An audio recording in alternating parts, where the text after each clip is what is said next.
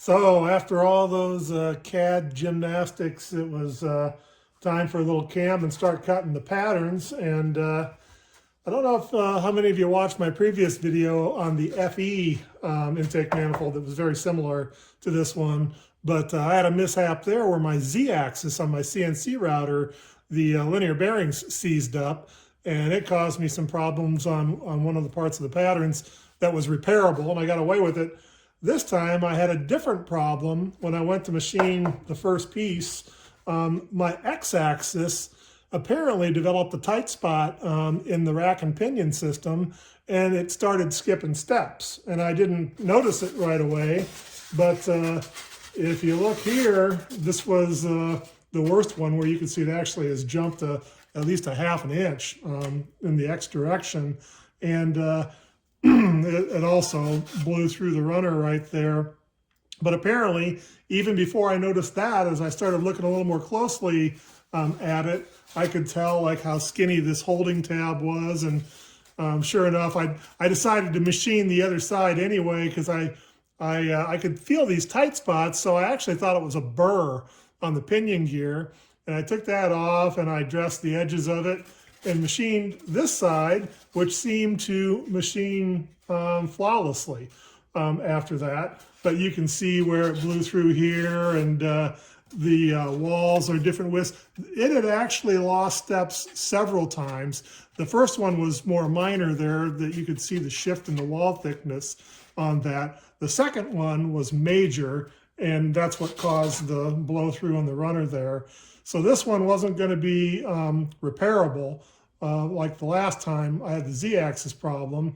So I thought that I had it fixed, and I went on to machine the lower half. And the first thing I did on the lower half worked just fine. I machined this side, and then when I turned it over to do the second side of it, the first thing that gets done is the registration pegs, and you can see how the holes are, off. And I immediately recognized that the registration peg holes were off, so I stopped the program, or it would have blown up this part too.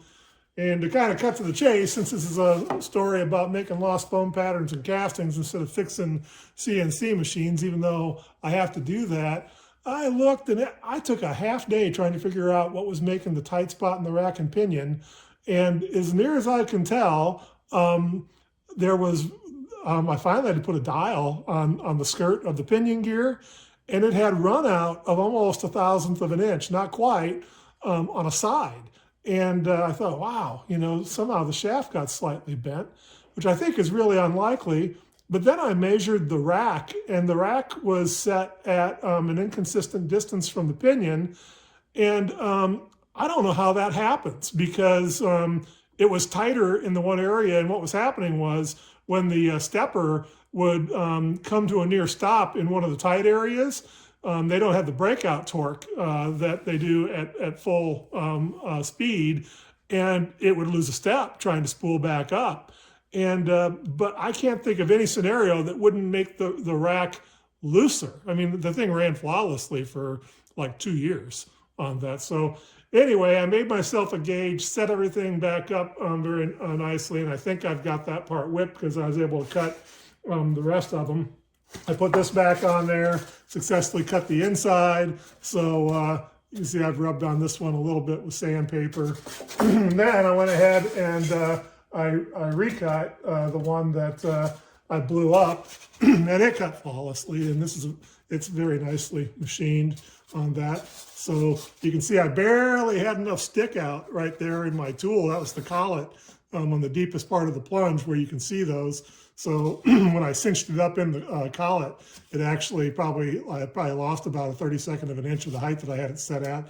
And this is kind of right at almost at the limits of what I can do as far as depth of cut. But anyway, it's a nice piece. I'll cut it out of there, and we'll come back and have another look when I have the other pieces, and we'll look at the so-called kit, if you will, the foam pattern kit that I assembled the completed pattern from. Stay tuned. All right, everybody, I'm back with you. I got the spider, the center section, open plenum and runners cut out of the frames, and I sanded the internal parts of the runners and just did a little blending and detailing on the inside because I won't be able to get at those when I glue it together. And I've just got it sitting here, but the fit is really good. I'm really happy with the fit. I haven't touched the outside of the upper piece here. It's just as it came out of the off the CNC router. I'll sand on that a little bit after I glue the bottom and top half together. They get a lot more rigid, and there isn't any point in detailing the outside until I put the two of them together. But just to show you here how they came out of there and how they look, here's the upper half, and you can see the parting line. Parting line's actually a 10.4 or 5.2 inch radius circle, and that just worked out well in CAD for that. And I actually offset that parting line on the top so I can overcut by 1/8 of an inch with the ball end nose cutter, 1/4 inch ball nose cutter.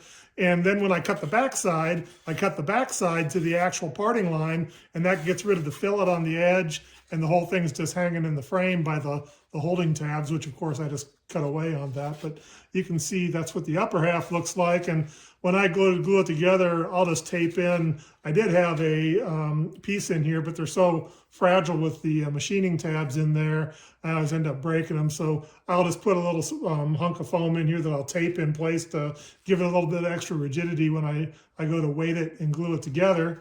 But then you can see the lower section. Yeah, the fit there is it fits up really nice. But I did rub on the both inside and outside of the lower piece a little bit. And as you gather, you just go together like so. And with a little light pressure, you can see the fits they fit up pretty good. So, yep. So anyway, you'll see, you get a better look at that when I get them glued. To glue it, I'll actually just use tacky glue, white glue, polyvinyl acetate, and little pieces of tape initially to hold everything in place, and then I'll put board on top of it and weight it to get some weight on the glue joint. But as far as the rest of the pattern goes, there's one more or a couple more pieces here.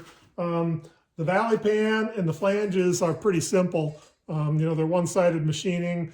The flanges do have some 3D machining on them for the bosses, but I spent quite a bit of time on this little piece right here, which is the water neck, and that's the stock location for the thermostat for a Boss 302, and it also allows the stock distributor location. So this is just a bolt-on swap for the OE intake manifold if you want to run an inline carb on your Boss.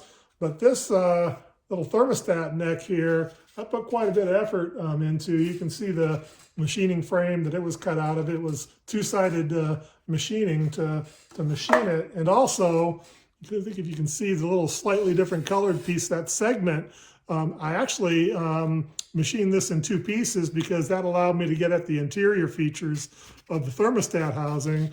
And it was easy to machine because I just machined it out of that block right there. I sectioned it in the CAD model, rotated it, and I just cut this little piece right here out of there. And this little shelf right here that fits into the corresponding curve on the valley pan was easy to cut. I think it took the cycle time on cutting that was under 2 minutes for everything on it. So that was a quick and easy part, and you can see it makes for a nice part, and it slides right in there. That curve meshes up real nicely here, and same thing, this curve right here meshes up with the intake flange. So that gets glued down, and you can see there's holes in here cut in the correct locations for the water ports for the Boss 302. So what I'll end up doing here is that I'll glue that center section together. I've got this taped to the my assembly fixture here, and this is another valley pan. I just hollow out the backside of them with a couple ribs in them. I didn't want to take this one off because I got it taped in place, and same thing with the flange. I'll have to take them apart to actually glue them together on that. But I'll glue the bottom section together here just like you see it, and go ahead and detail it. I'll wipe in some wax fillet in any of the cracks there, get it all detailed up. Same thing around the thermostat housing here. I'll wipe in a little bit of wax fillet around where it interfaces with the intake flanges in the valley pan. And after I get that all detailed up, then I'll finally glue up I'll glue the spider, the runners and plenum onto the bottom section. So that'll make an intake manifold. So let me get on that and glue the two together. Maybe we'll stop back after I get it down to just the final two pieces and have a look then, and before final assembly. Stay tuned.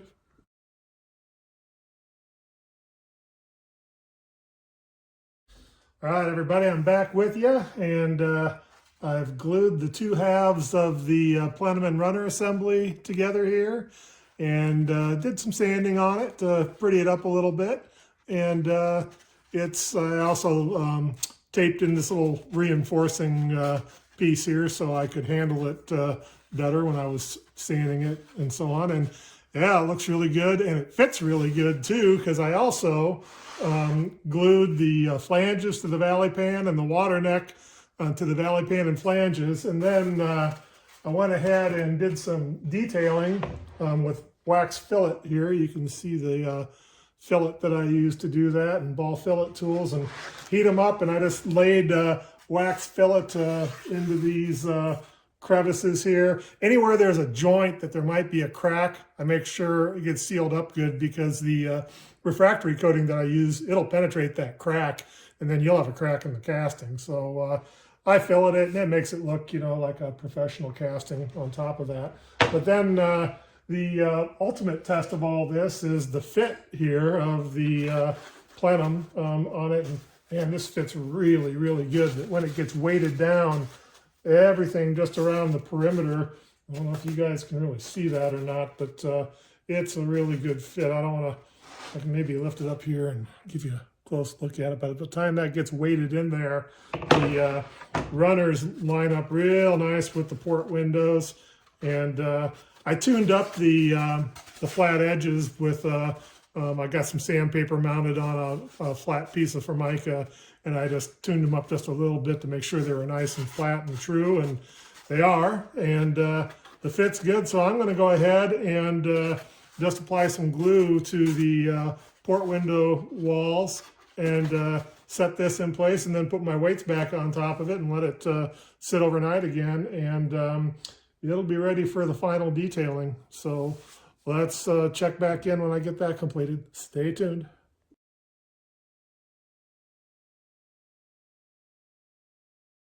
Hello everyone, I'm back with you, and I've got the pattern pretty much completed and detailed up. I'll show you how it turned out here. I mean, there's just a couple of overall shots at it. I mean, it's a really nice pattern. I'm very happy with it. You saw the various stages of it being produced. It is an air gap, single plane, open plenum style intake. This is a lot like the my previous video on the FE intake. In fact, it's essentially the exact same shape, but every dimension is different. This is for an 8.2 deck height engine, and that one was for 9.2, so the runners are shorter. The plenum's actually biased rearward about another half of an inch, so I've got extra distributor clearance here. And so I'm not going to go through all of the CAD cam explanation I did on that video. If you're interested in the CAD cam work, just go take a look at that video. I figure if I can take the time to make the videos, you can take the time to go watch them if you want to see that. I'm not going to repeat all that stuff in every video because they just get too long. But the other thing that's different on this intake manifold is it's got this integral water neck. And this is set up, I mentioned earlier, this is a bolt-on for a standard Boss 302. That's the stock water neck location for Boss 302. It'll take the stock distributor, and you could bolt this on in the afternoon and run an inline carb on it, and it should be a pretty good runner. You know, this water neck here, I'll see if I can show you, if you can see in there for some of the internals. It's kind of shadowy, so maybe not on that. But I'm probably just begging to have a fail in that water neck area. It's a pretty challenging thing to do in lost foam, but I'll position it in the flask with the water neck opening pointed up, and that'll help fill and pack that very nicely on that. And also, it's supported on each side by the exit through the cylinder flange. So I actually think I'll be able to cast that as is. I was actually debating putting this little boss on there right about here so it had an open hole in the center, and that would give it just one more support point on that if it had a hole in it, because anywhere there's a hole in a cavity in lost foam, you can think of it like a core print in conventional open cavity sand casting on that. But so that's a new feature, and I did put a fair amount of effort into modeling that and including it. So it's probably the highest risk of failure as far as the casting goes, but yeah, I'm trying not to let that get in the way. It'll be a nice intake and with a lot of nice features. And the other thing I meant to mention too is it will fit underneath the hood of a stock Boss 302 with an inline carb and one of my drop base air cleaners on it. And here's the carburetor adapter from my previous Ford FE intake project, and you can look in the video descriptions for links to that video if you want to see the CAD and CAM work and so on that went into that intake, because it's nearly identical to what went into this one. So the next task at hand here for this one is I'll need to gate it, and it'll be gated again. It's going to get gated very, very similar to in that previous video, FE intake video. But I'll stop back and show you what it looks like with all the gating on there. And yeah, and as fate would have it, we're supposed to get a foot of snow tonight. We haven't had any snow all year, which has been great, but a foot of snow doesn't bode very well for casting, because I've got to cast this one with my big rig. I got to do that outside, and I've got to be able to dump the 500-pound mold of sand on my concrete driveway. So may not be casting for a while. We'll see what the weather does for me. But anyhow, the pattern's done, and the pattern came out well. Maybe see a little bit of the plenum interior there, and the port windows. They actually look pretty darn good, you know, when the entrances to the port windows on that. And yeah, it's going to be, I think, a really nice intake. So stay tuned, and I'll see if I can show you how it turns out.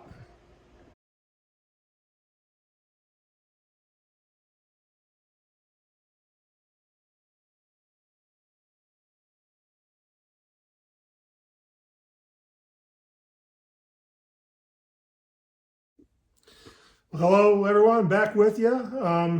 I had to insert some pictures of how I decided to gate this thing, because honestly, I just forgot to take narrative video of it. But I've since dip coated it, and we can have a look at it here as it's dip coated. I will say this, and I've said it before on my videos, is when you dip coat these things, they get really, really heavy. And a very critical part of how you've gated it is whether or not the gating and the sprue structure, or whatever it is that your feed system is strong enough to support the part once you dip it. Because I'm just going to guess. I'm going to guess it's got 10 pounds of slurry on it.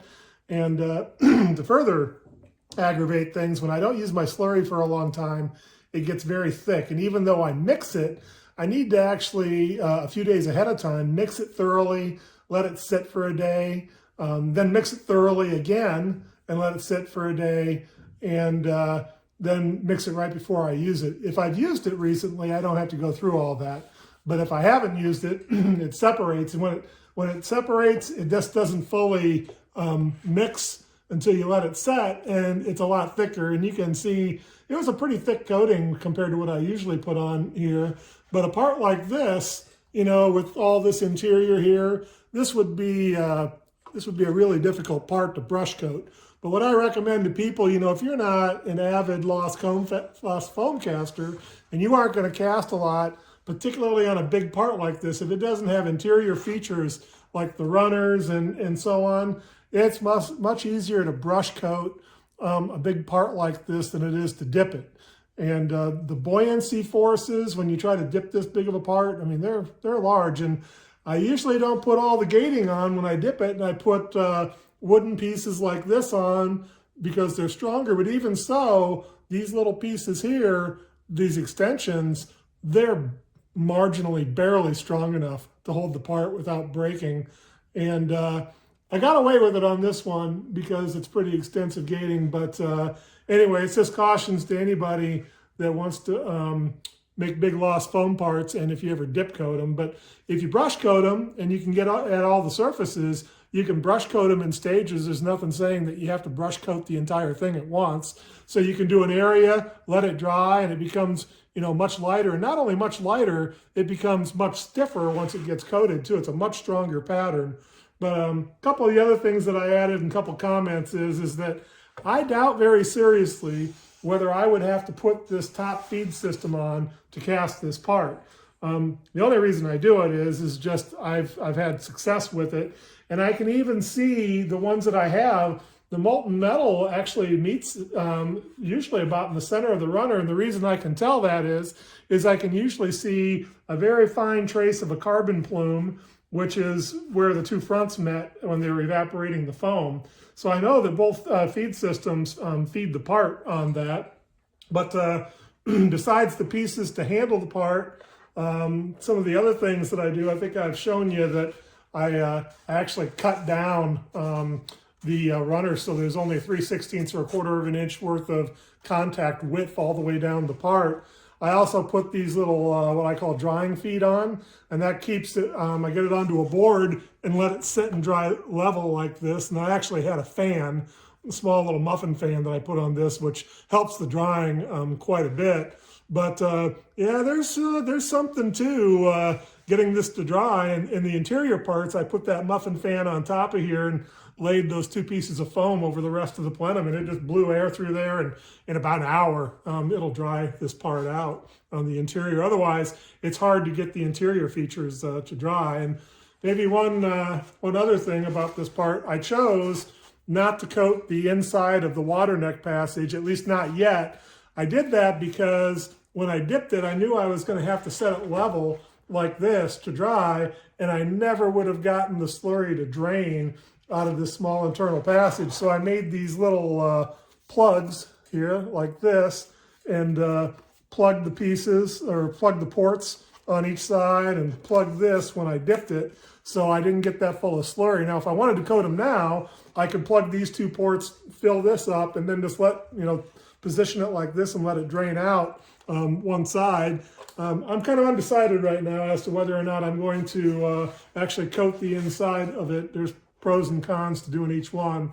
What I will do is I'll remove the handling pieces of wood. I'll remove the drying feet before I actually mold it. But anyway, that's the pattern. It's dipped. It's ready to be molded and have the sprue extension glued onto it. I do that as the last step when I mold it. In fact, when I get the sand, when I get it packed in sand up about here, I just glue the sprue, final sprue onto it, and then fill the rest of the mold. So it's ready to rock and roll. If I can get the weather to cooperate with me here in this Iowa February, I'll pour the part and we'll have a look and see how it comes out. Stay tuned.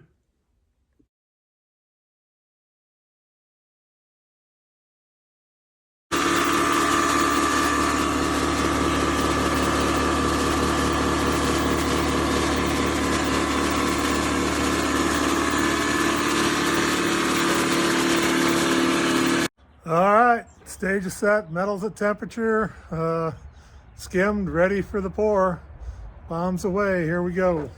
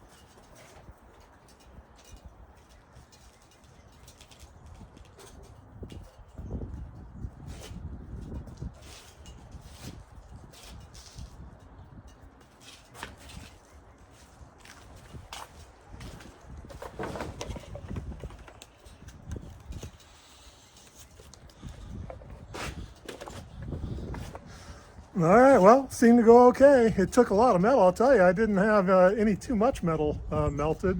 I think I had 30 pounds, and of course, there's probably 6 or 7 pounds in the cup. But anyway, seemed to go pretty well. Had a hard time keeping up there about halfway, 2/3 of the way through the pour.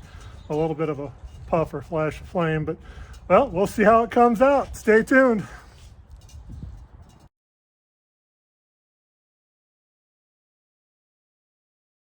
Hello everyone, back with you, and I've got a good report. We had a break in the weather. It's hard to believe. 3 weeks ago it was 15 below zero, and then we got 2 feet of snow. I thought we were going into the deep freeze and I wasn't going to see casting weather till spring. Then we've had 2 weeks of 40 degree, and today was 50 degrees. So my driveway was dry and clean, and I saw an opportunity to cast, and I did. So I cast the intake manifold and it came out perfect. I'm really happy with it. You can see I just cut the gating off it so it's a little bit easier to handle, and I cleaned it up just a little bit, a little light media blast, but every single feature on it is perfect, including that water neck. Now, you're not going to be able to see into the water neck, but you can see that window there. That's 5/8 wide, and the peak of that little tip right there is 3/4 inches from the bottom. So the inside of that, this what I call the water neck here, this little feature right here, is about 5/8 by 3/4 of an inch in that shape, and it came out absolutely perfect. You probably saw in the pictures that I had some white looking sand, so I had very fresh sand, and once every couple years or so, probably once a year, depending on how much I'm casting, I'll refresh my sand. And this was the first casting with the sand, and I actually used a different sand than I usually get. It's still a silica sand. It's slightly coarser, but wow, it really responded well to vibration, and it packed so well that after I vibrated it, I mean, it felt like, you know, it had binder, solid binder of some kind, and I mean, it was just really locked in there tight. So everything came out nice and crisp, and I can hardly wait to get this thing heat treated and on the mill and machined, because it's a really nice casting.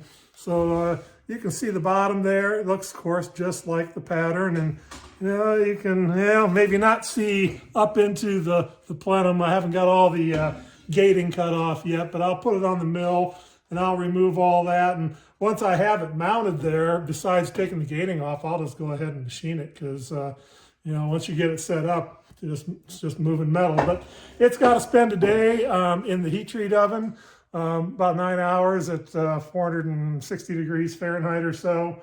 That'll bring it to T5-ish. This is 356 aluminum, so that'll give it a decent temper. And yeah, so I'm super stoked. I'm just really pleased with how it came out.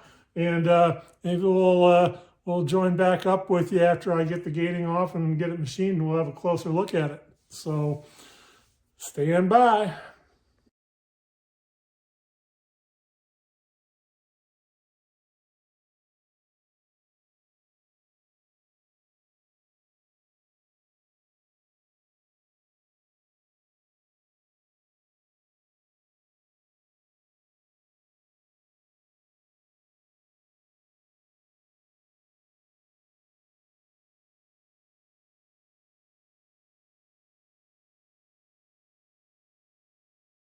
All right, everyone, I'm back with you, and got the casting all machined up and ready for final assembly. Thought we'd just take a look at the machined intake before I build the completed induction system. I got a B-carb sitting on top of it here, and you can see some of the other carb adapters that I have in the background there. I have an angled pad and flat pad for both the larger B carb and the smaller A carb. This is a B carb, but this system will get an A carb because it's a small displacement engine. But let's have a look at it here and see what's going on. So you've seen these before, the carburetor adapter. I'll just set that back there. But here's the fruits of this project right here. So This is the Boss 302 open plenum single plane inline carb intake. So a couple of the details, I did put a part number on there. It's DOZX 9425, which was a intake manifold designation, and then I just put a dash 9510 B2 on there for Boss 302. And I think you saw most of the rest of it. It's I had the pictures of my intake machining fixture up. You know, it's got to be milled in a number of different planes. Actually, 245-degree planes for the intake faces, and then straight up and down for some of the holes, and at 22.5 degrees for some of the other ones. And that's why I had that. I made that machining fixture that I made, but everything turned out very nicely on this. The only thing that I haven't done yet that I need to do is I need to pressure test this water neck. I expect it's going to be fine, but I don't want to build it into a final system and find out that I've got some porosity or something in there. I don't expect there to be. It casts so nicely, but I think that this one is ready to be assembled. The only other thing that I think I'd show for the interested folks here is, you know, as far as the ports, I did, and I might have mentioned this at the beginning of the project, I did raise the floor of the ports almost a ½ an inch because Boss 302 runners, the volume of them are, well, they're large. And one thing a Boss 302 could stand is a little velocity in the ports. So you can see the bottom of the ports here. This is how much I raised the floor.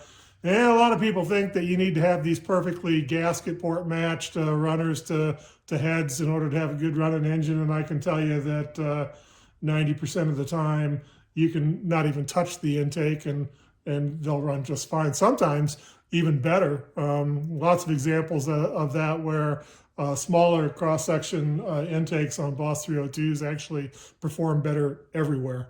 I mean, for sure down low and even up high. So anyway, yeah, this one should be a little bit more energetic than the stock Boss 302 type intake. And you know, the other thing, I do cut gaskets, you know, for the carburetor adapter on that. But tell you what, I'll assemble it into a final system, and we'll have a look at the final system, and then wrap this one up. Stay tuned. All right, everyone, I'm back with you, and I think that we're getting to the point where we can wrap this one up. I'll show you how it finished up here. I've added some of my usual frill that I round out these systems with. It's got an A-carb sitting on there now. This could be ready to ship and bolt on and run. I put one of my drop base air filters on it. There's another video where I show how I make my air filters, but this one here is a drop base, so it can use a taller filler element. And you can see that it nestles down there about, it's about 1 inch drop that it for hood clearance on that. And you can see it's got some turning vanes in there, those little points and the cones in that. So yeah, I won't go into it too much. There's another video on my air filters. If you're interested in that, you can surf my channel. But here's the completed system.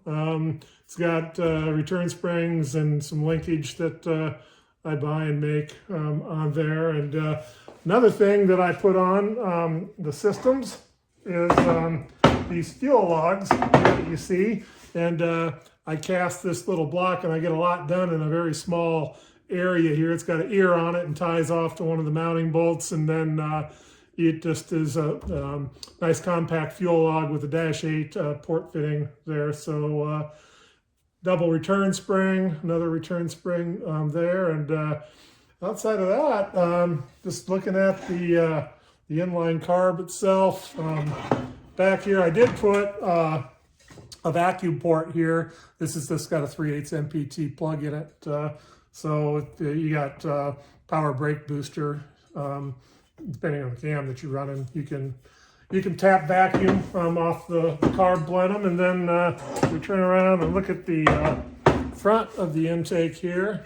There's the water neck, and as I mentioned before, this is the stock Boss 302 thermostat location. And here's the, you can kind of see the mounting holes and mounting configuration there. But yeah, it'll fit under the hood of a stock Boss 302 and retain all the OE engine accessories on it. So it's a bolt-on deal if you want to run an inline carb on your Boss 302 style engine. So I think this one's about a wrap. We can stick a fork in her. She's done. Needs to go off and to a new home. But if you're interested in more of the details, this is kind of a compressed build because it's so much like my previous FE build. I'll put some links in the video description to some of the other videos.